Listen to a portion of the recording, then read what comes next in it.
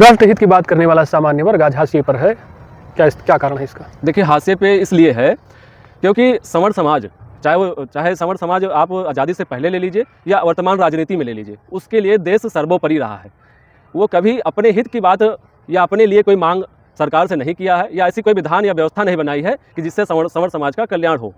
लेकिन वही हाशिए पे इसलिए है कि हम ही आप जब हमें अवसर प्राप्त होता है अपनी शक्ति को दिखाने का, प्रदर्शन करने का, वो वोट के माध्यम से होता है और 5 साल में एक बार होता है। लेकिन हम उस समय ये ध्यान नहीं देते हैं कि हमें वोट किसको करना है। हम धन बल और बाहुबल देखते हैं कि हाँ, फलाने व्यक्ति के पास बहुत ज़्यादा गाड़ियाँ हैं, बहुत ज़्यादा धन बल है, बाहुबल है, हम उसको वोट करेंगे। हम इसको वोट नहीं करेंगे जो हमारी बात कर रहा है, जो जेन्युइन मुद्दों पे हमारी बात रख रहा है, उसके एजेंडे में है, उसको हम वोट नहीं करते हैं। तो ऐसे में हम संवर्ण समाज से ये कहना चाहेंगे कि राजनीतिक उपेक्षा का जो आप शिकार बने हुए हैं, उसके लिए सजग हो जाइए। चुनाव आते हैं, 5 साल में एक बार आते हैं, उसमें आप अपनी शक्ति का प्रदर्शन करिए। ऐसा ना हो, अभी हाल ही में देखिए ग्वालियर में क्या हुआ है। अनिल मिश्रा जी के साथ जो हुआ है, उन्होंने कोई गलत बात नहीं की है। उन्होंने जो इतिहास में पढ़े हैं, जो बताया जाता है, हम लोग भी पढ़ते हैं, जो बताया गया है कि बी एन राव जी ही जो ड्राफ्टिंग की है संविधान की, उन्होंने उसी को बताया, उसी को उजागर किया।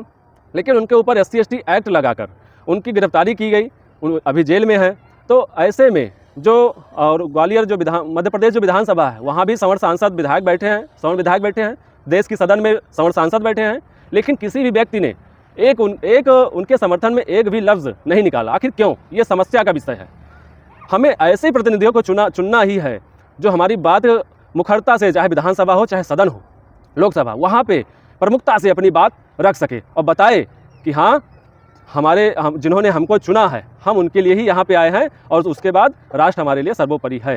लेकिन हम उनकी भी बात यहाँ पे, उनका भी प्रतिनिधित्व करेंगे। जिन्होंने आपको उस लेवल पे पहुँचाया है, चाहे वो सदन हो, लोकसभा हो या विधानसभा हो, उस लेवल पे जिन्होंने आपको पहुँचाया है, उनकी भी बात करना उतना ही अनिवार्य है जितना देश की बात करना अनिवार्य है।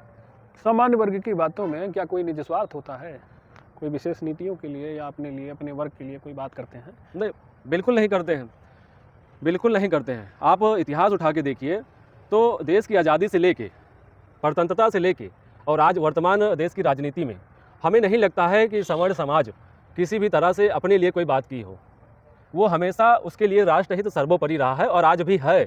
देश में धर्मांतरण जैसा मामला हो, जो जगह जगह पे धर्मांतरण हो रहा हो, या ये वक्फ बोर्ड की ज़मीनें हों जो देश के हित के लिए नहीं है, इसका अगर मुखरता से किसी ने इसके खिलाफ बोला है या कदम उठाया है, तो वो संवर्ण समाज ही रहा है। और वहीं दूसरी ओर जो मनुस्मृति वाला जो इस समय मामला ट्रेंड में चल रहा है सबसे ज़्यादा, इसके लिए भी अगर मुखरता से किसी ने बोला है तो संवर्ण समाज नहीं बोला है। और ये जो तथाकथित अम्बेडकरवादी हैं, ये हम इनसे ये कहना चाहते हैं कि जिस पूर्वाभास से आप ग्रस्त होकर इस मनुस्मृति का आप प्रतियां का दहन कर रहे हैं, इसको बिल्कुल ना करिए। अगर आपके पास क्षमता, योग्यता ईश्वर ने दे रखी है, तो एक बार हमारे कहने से इसको आप पढ़िए, फिर आपको पता चलेगा कि हम जो कर रहे हैं वो गलत कर रहे हैं, किसी के बहकावे में कर रहे हैं।